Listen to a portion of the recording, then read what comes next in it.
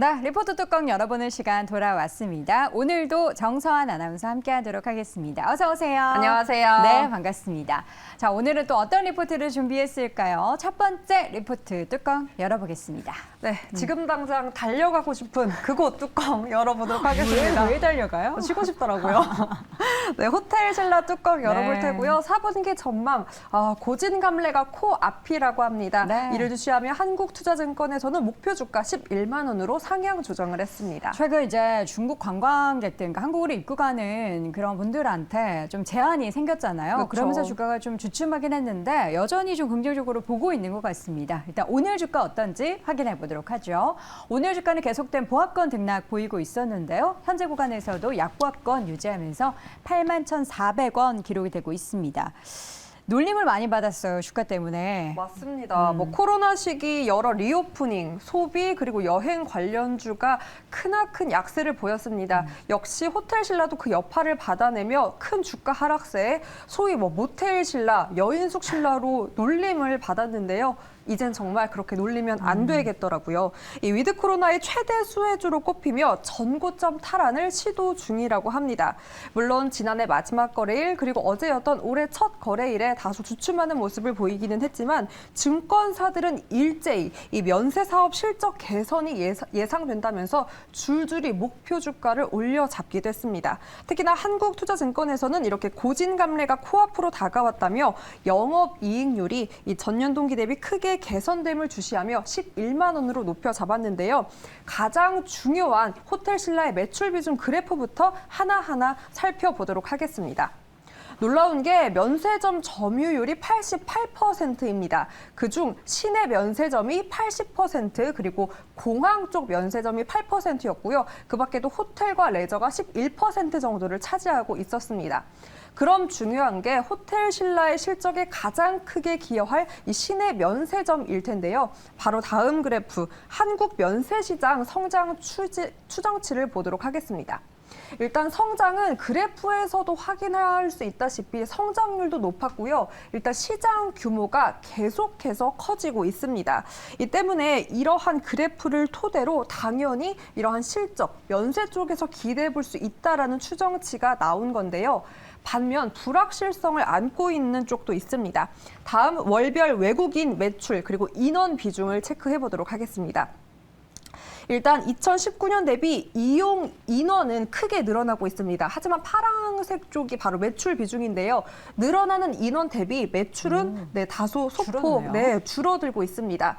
아무래도 중국의 여파가 컸는데요.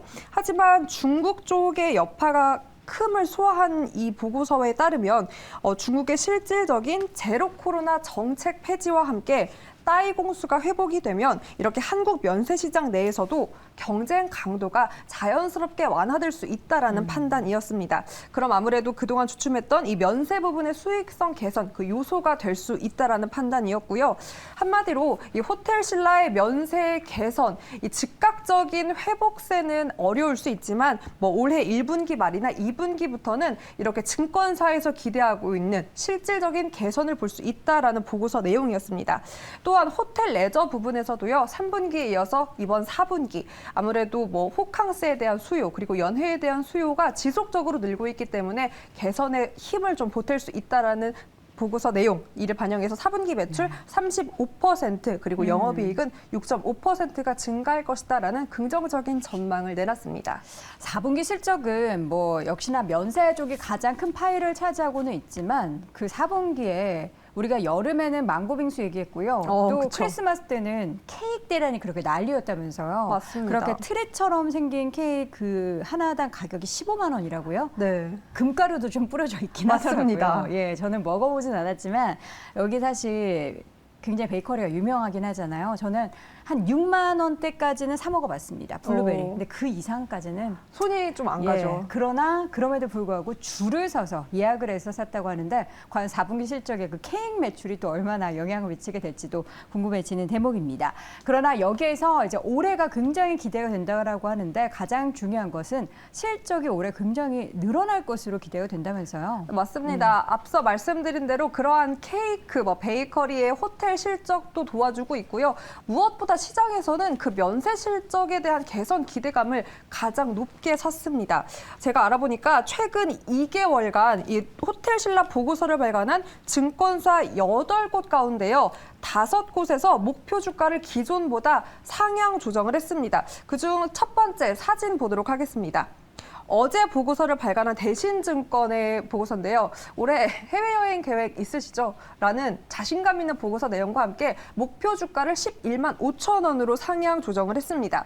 이 포인트들은 비슷했습니다. 내국인 출국 증가에 따라서 인천공항 쪽의 면세점 매출이 회복되고 또 중국의 입국자까지 늘어나면서 따이공 중심의 높은 할인율이 점차 떨어질 것으로 전망을 했고요. 다음 보도록 하겠습니다. 삼성증권에서도 비슷한 포인트들을 제시했습니다. 일단 인천공항 입찰, 면세 사업자에게 유리해진 조건이라는 제목과 함께 역시나 이곳에서도 중국 따이공 수요 회복, 그리고 중국인 일반 관광객 회복, 또 중국 외에 외국인들의 수요 회복까지 이렇게 전례 없는 수요 회복세가 실적 개선을 이끌어줄 것이다라고 긍정적인 보고서를 내놨습니다. 물론 다만 지난해 말부터 리오프닝 기대감으로 주가가 급격하게 상승한 여파로 또 차익 실현 매물이 출회될 가능성까지 언급한 만큼 투자에 꼭 참고하시기 바랍니다. 네, 자 이렇게 해서 기대감이 물씬 풍기고 있는 호텔신라에 대한 리포트 내용 쭉 확인해 봤는데요. 최근 주가 차트 보도록 하겠습니다. 최근 5거래일 동안에는 외국인의 수급이 연속적으로 유입되는 상황이 연출이 됐습니다. 물론 이제 어제와 연말에는 좀 부진한 모습을 보이긴 했지만 그동안의 움직임 보면은 11월 저점 6만 원을 터치하고 나서 계속된 주가 회복이 단계적으로 이루어졌습니다. 지금 제시된 목표 주가 11만 원 같은 경우에도 현재 주가 대비해서 약 35% 정도의 상승 여력을 갖추고 있는 상황인데요. 과연 내년에 이제 명확하게 다시 중국 관광객들, 따이공들이 돌아오게 되고 그렇게 된다면 우리가 지금 기대하는 실적보다 얼마나 더 눈높이를 높일 수 있게 되는지 그에 따른 주가의 움직임 함께 기대해 보도록 하겠습니다.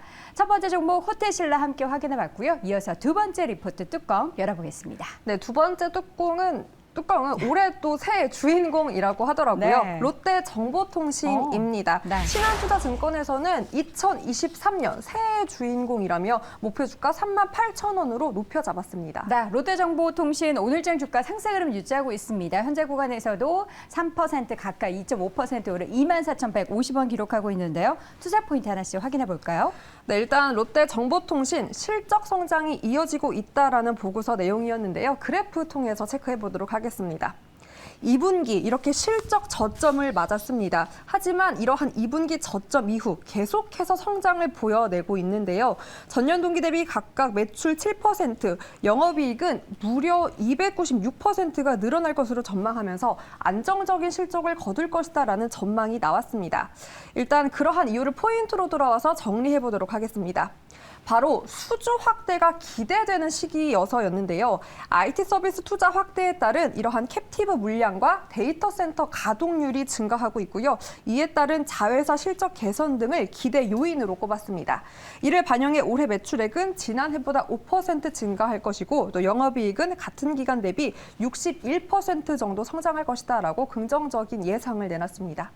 네, 첫 번째 투자 포인트 실적에 대해서 쭉 확인을 해봤고요. 이어서는 이 기업이 미래지향적이더라고요. 맞습니다. 그 미래지향적임을 좀 더 현실화 있게 구체적인 사업안을 내놓기도 했습니다. 네. 바로 메타버스 플랫폼에도 주목해보자라는 보고서 내용이었는데요. 시장이 주목하고 있는 그 포인트 관련 기사 통해서 체크해보도록 하겠습니다. 바로 최대 가전 박람회죠. 이 CES 2023에서 세븐일레븐과 손잡고 그 메타버스 점포를 공개하겠다라는 소식을 전한 건데요. 이 메타버스 점포는 실제에 가까운 그래픽을 구현하고 있다고 합니다. 아바타가 이곳에 들어가서 직접 세븐 카페, 커피도 마실 수 있고요. 삼각김밥도 먹을 수 있다고 합니다. 이러한 활동을 직접적으로 하며 기술 접목 확대를 긍정적으로 평가를 했습니다. CES 모멘텀과 더불어서 4차 산업, 이 패러다임 변화 선도 업체로 앞으로의 도약, 방향성을 조금 주목해봐야 한다라고 긍정적으로 평가를 내렸습니다. 네, 저는 요즘 사람이 되려면 아직 멀었나 봅니다. 이런 낯설죠. 것들을 보면요.